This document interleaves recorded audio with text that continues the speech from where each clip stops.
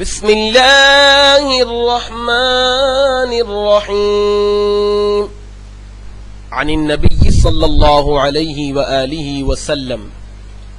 لا يؤمن احدكم حتى اكون احب الیہ من والدہ وولدہ والناس اجمعین۔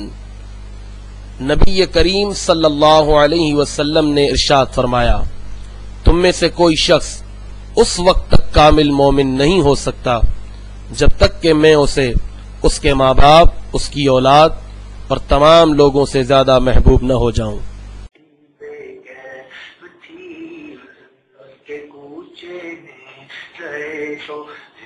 زندگی اچھی لگی مہرباں کی روشنی مانا کہ اچھی ہے مگر کی ہمیں تو روشنی اچھی لگی، میں نہ جاؤں گا کہ نبی کا چھوڑ کر مجھ کو کوئے مصطفیٰ چاکری اچھی لگی، تیری خاطر سانپ سے دسوا لیا صدیق نے عاشقوں کو ان کی طرز عاشقی اچھی لگی۔ بسم اللہ الرحمن الرحیم۔ اس وقت دارالمجدیہ میں الحمدللہ علماء اہل سنت موجود ہیں، جن میں قبلہ سید شاہ کمال صاحب، حاجی حنیف سید صاحب، سید احمد علی شاہ ہمدانی صاحب، مفتی منیب الرحمان صاحب، مفتی شیر محمد صاحب، مفتی عتیق الحسنی صاحب، مفتی غلام دستگیر افغانی صاحب، علامہ سید مظفر حسین شاہ صاحب، علامہ لیاقت حسین اظہری صاحب، مفتی عابد مبارک صاحب، مفتی وسیم صاحب، مفتی وسیم زاہد صاحب، مفتی غلام غوث بغدادی صاحب، اور ان کے علاوہ بھی مفتی غلام مرتضیٰ مہلوی صاحب، طارق محمود صاحب اور دیگر بھی اراکین اہل سنت، اور شاہد علامہ اکرام المصطفیٰ صاحب، صاحبزادہ نیہال امجدی صاحب، شاہد غوری صاحب، قاضی نورانی صاحب، مولانا عبد الخالق نقشبندی صاحب اور دیگر علماء اہل سنت تشریف فرما ہیں۔ اس موقع پر انشاءاللہ تبارک و تعالی عوام اہل سنت کے لیے مفتی منیب الرحمان صاحب ایک پیغام ارشاد فرمائیں گے، جو کہ تمام موجود علماء کرام کا متفقہ فیصلہ بھی ہے۔ بسم اللہ الرحمن الرحیم۔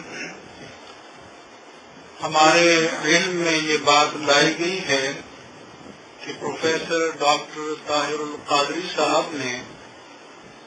یہ بیان دیا ہے کہ عالمی سطح پر دو تقسیمیں ہیں، ایک بلیورز ہیں اور ایک نان بلیورز ہیں۔ نان بلیورز میں عام کفار ہیں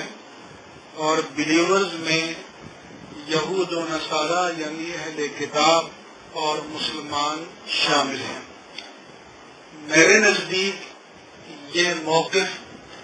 پرانی آیات کے واضح طور پر خلاف ہے، کیونکہ بلیور کے معنی ہیں یقین رکھنے والا، اعتقاد رکھنے والا اور ایمان رکھنے والا۔ اللہ تبارک و تعالی قرآن مجید میں فرماتا ہے کہ ان الذین کفروا من اہل الکتاب والمشرکین، کہ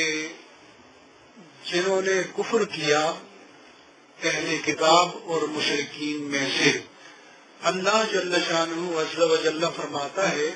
لم یکن الذین کفروا من اہل الکتاب والمشرکین۔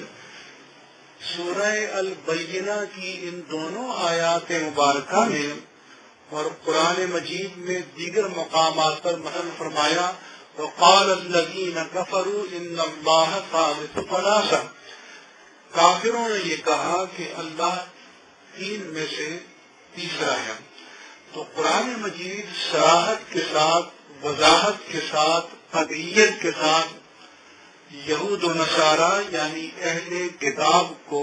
کافروں کی صف میں شامل فرماتا ہے۔ اور کیوں نہ ہو کہ جو ختم المرسلین رحمت للعالمین صلی اللہ علیہ وآلہ وسلم کی نبوت پر ایمان نہ رکھیں اور قرآن مجید کے کلام اللہ ہونے پر ایمان نہ رکھیں تو وہ کسی بھی معیار پر بلیور یا مومن نہیں ہو سکتے، اور اسی لیے قرآن مجید نے انہیں کافر کہا ہے، تو ان کو بلیور یا صاحب ایمان قرار دینا یہ قرآن کے بالکل قطعی طور پر خلاف ہے۔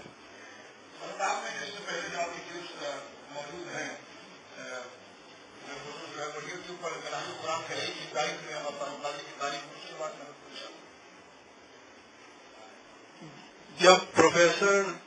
طاہر القادری صاحب شروع میں میدان عمل میں آئے تو ہمارے علماء نے تحسین کی، ان کو پہلی مسجد حاصل کر کے مفتی اعظم پاکستان علامہ مفتی محمد عبدالقیوم ہزاروی صاحب نے دی تھی، اور حسن ظن تھا کہ یہ دین اور مسلک کا کام کریں گے، لیکن جب وہ انحراف کرتے چلے گئے تو علماء ان کا ساتھ دیتے چلے گئے۔ ہم بھی حسن ظن کے ساتھ ان کا ساتھ دیتے تھے اس زمانے میں کہ وہ دین اور مسلک کی خدمت کریں، لیکن جب اس طرح کا موقف آ گیا تو پھر ہمارا کبھی بھی کوئی تعلق نہیں ہو سکتا۔ لیکن جو یوٹیوب پر ہمارے علامہ سید مظفر شاہ صاحب کے فرمان کے مطابق جو میرے کلپ اگر لگائے گئے تو میں نے اس پورے ماضی قریب میں ان کے بارے میں کوئی تحسین یا تعریف کا کلمہ نہیں کہا، اور کسی کی طرف جھوٹی بات منسوب نہیں کرنی چاہیے۔ اور ابتدائی دور کی بات کرتے ہیں تو یہاں دارالعلوم جدیہ نے بھی باقاعدہ علامہ مفتی وقار الدین صاحب رحمہ اللہ تعالیٰ کی موجودگی میں ان کو استقبالیہ دیا گیا۔ تو اس لیے جب کوئی چیز ان کی خلاف شرع نہیں تھی تو اس وقت کی تائید کو ان حالات پر حقائق پر جو ہے مبنی سمجھا جائے،